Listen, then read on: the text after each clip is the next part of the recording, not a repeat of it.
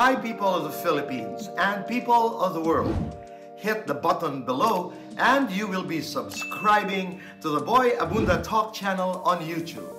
Let's keep talking. Kaibigan, tuloy ang usap. We can bring together different sectors.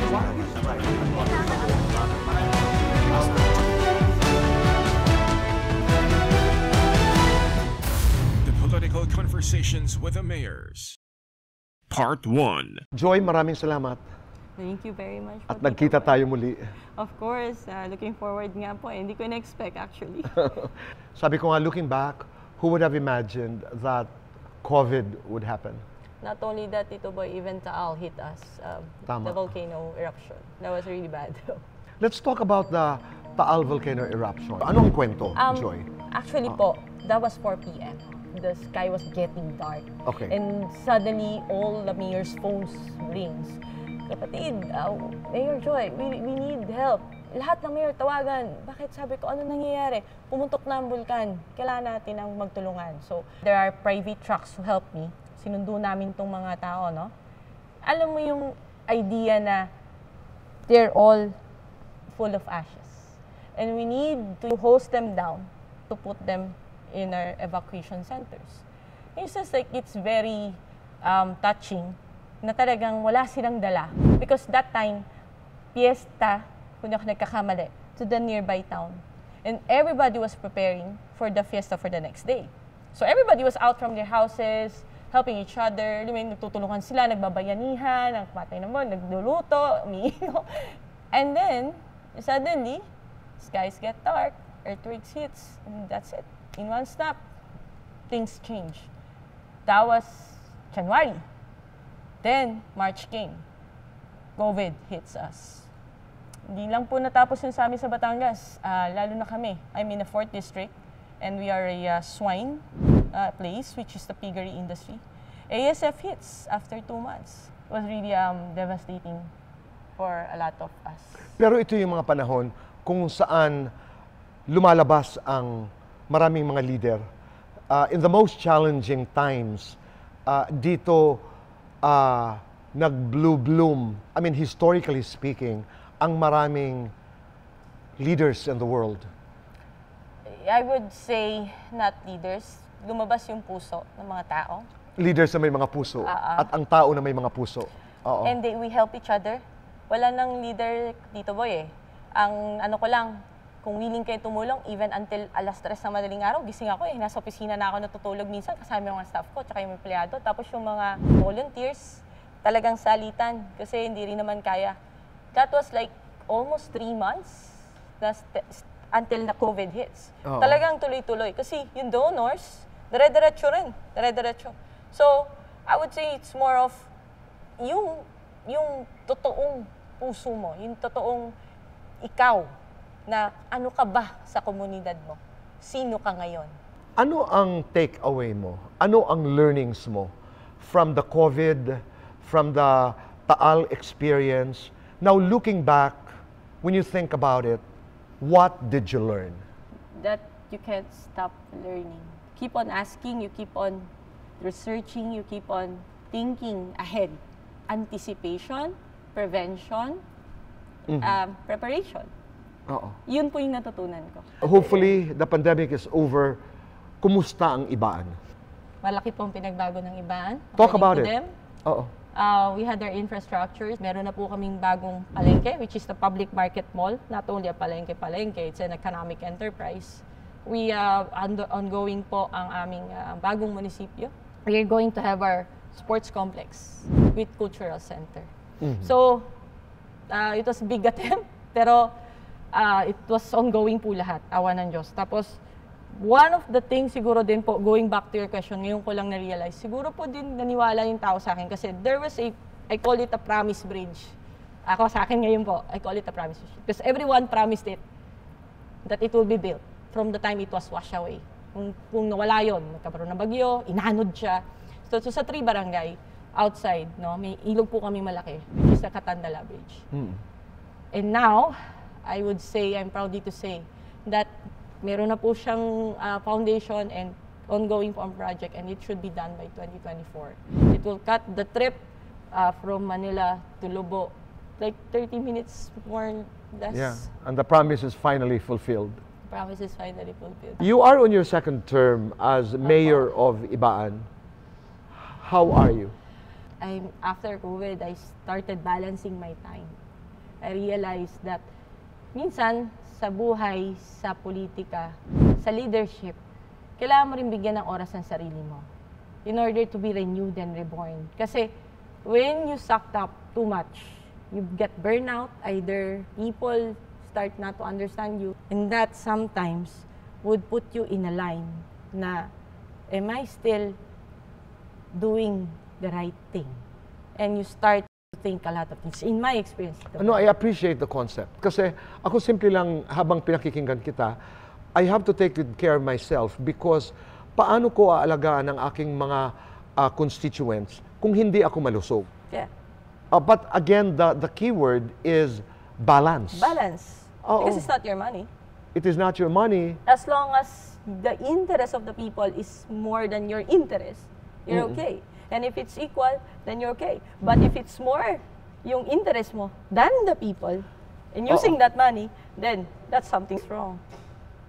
Doon sa ground ng politika, how bad is corruption? I'm not talking about Ibaan.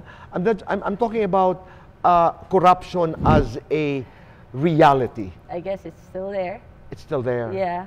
Siguro po ang difference lang is siguro po yung mga bagong mayor, yung tao na naglagay ng bagong concept nila na subok naman tayo ng iba. Siguro ito yung gumigising na. May konting naman po. Kaya lang kasi minsan kung ano yung status natin ngayon, it depends din sa bigger anchor, bigger picture. Kaming lokal po, always affected lang kami ng resulta ng kung ano po ang meron. Bukod sa corruption na pwedeng manggaling sa sarili mong lugar. But sometimes it's more of because you are the result or the effect of a bigger picture. Gaano ka kadalas umikot sa Ibaan ngayon? Ngayon, what we did is may season naman talaga kami na Umiikot. bumababa sa barangay. We give free services. Right now, ang request sa amin is free eye check-up and eyeglasses. Yung grade talaga. Senior citizen. So, bumababa po talaga. Kinakamusta yung tao. Kinakamusta ko kung yung pakiramdam ko, gusto pa ba nila to?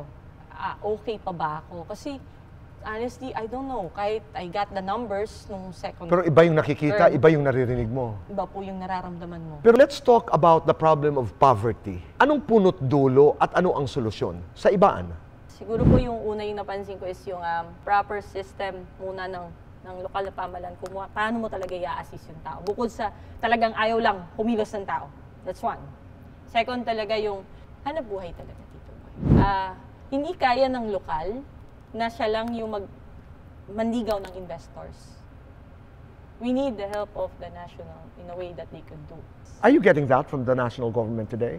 Not Okay. entirely. Because like us, we are on a agriculture base. Yes. So ako yung gateway.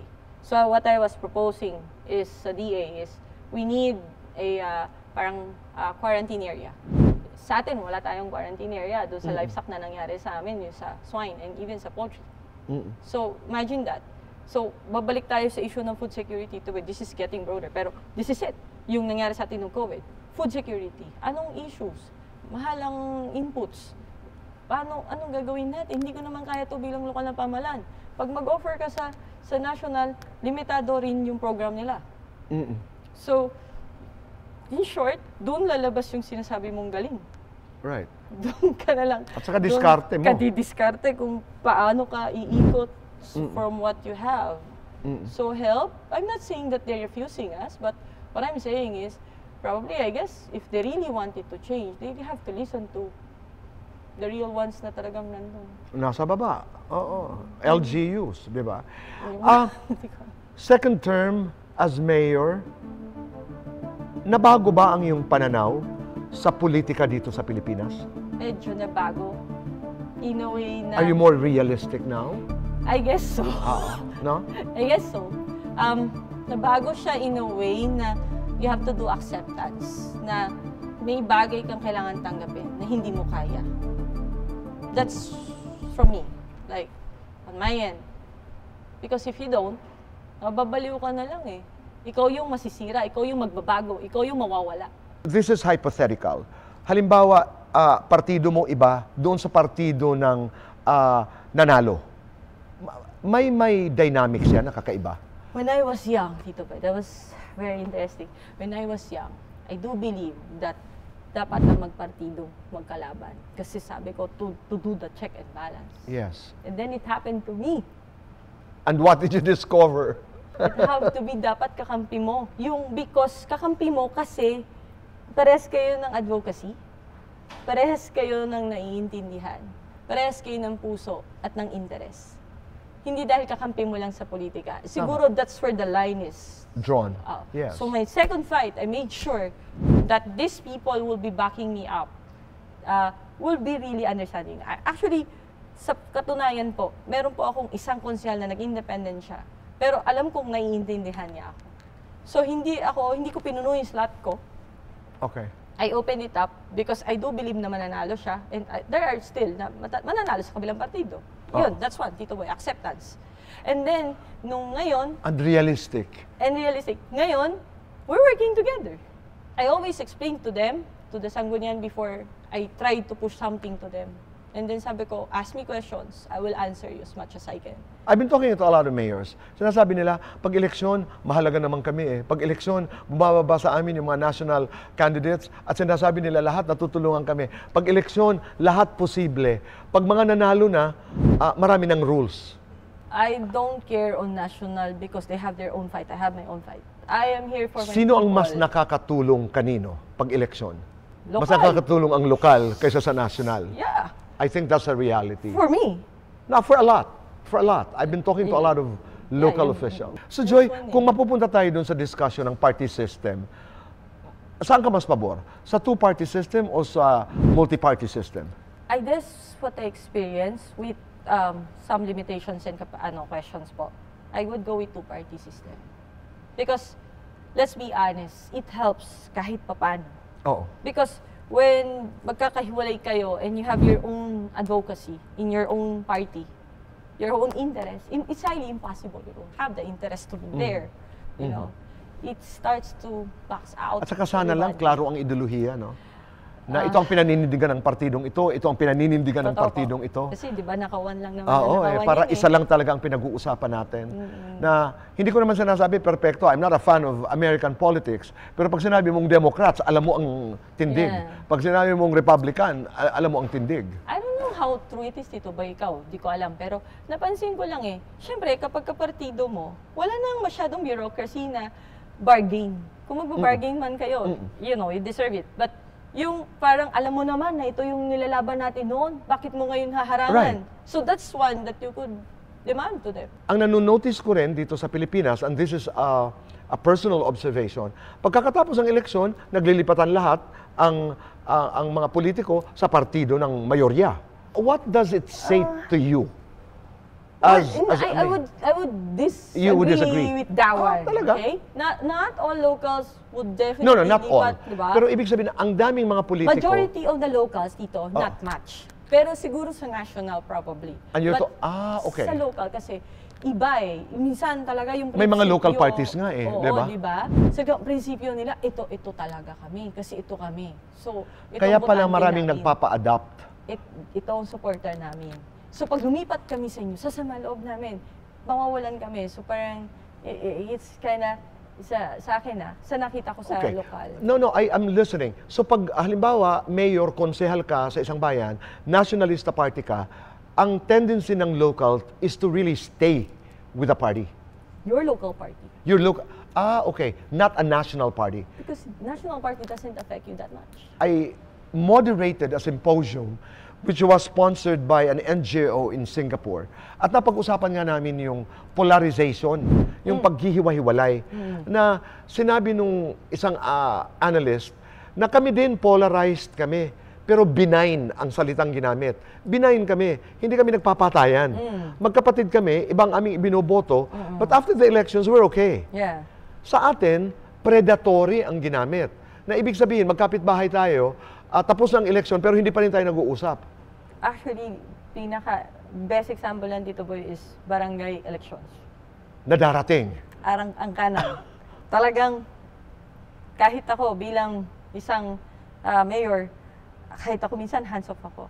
It's very scary because maapektuhan ka kasi ang away nila personal.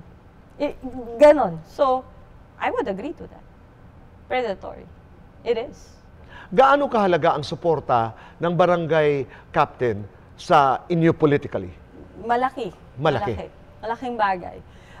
Kasi kapag kalaban mo ang isang nakaupo, kahit papano, he could do anything that could harm you in a way. It might be small or big. It depends.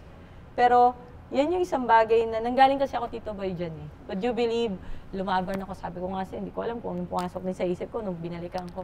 Wala naman akong kampang kapitan eh. I started with 7. We are 26 barangays. With 7 kapitans na ipanalo ko. Nanalo ako, 7, 26 o 19 kanya. Diba? So nag-transition, may in-endorse siya, bumalik, comeback mayor, laban kami, salpukan kami. I made it. Anong sikreto doon? Grassroots. As in mano a mano talaga. Tao.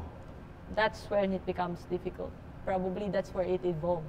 The people starting losing trust, probably, on those people. That's why you have to make sure that people, itong mga tao to, itong mga kababayan mo, ay tunay talaga na kasama mo. May mga panahon, Joy, na you're alone and you're thinking about everything that's happening in your life, you're thinking about ibaan, and you have your moments of whys, yung bakit ako nandito, bakit ko ito ginagawa. Meron kang mga moments of reflection na ganun. Meron po. Dagdagan ko rin. At bakit mo kailangan magstay? Yun, oo. Ano ang kasagutan? Tumayo ako sa ibaan. May sinigaw ako. Pagbabago, pag-asa. Nagsalita ka. Big words. Panindigan ko. Kailangan ko panindigan. That was a time, first time, in-offer ko ang buhay ko. I'm not from Ibaan.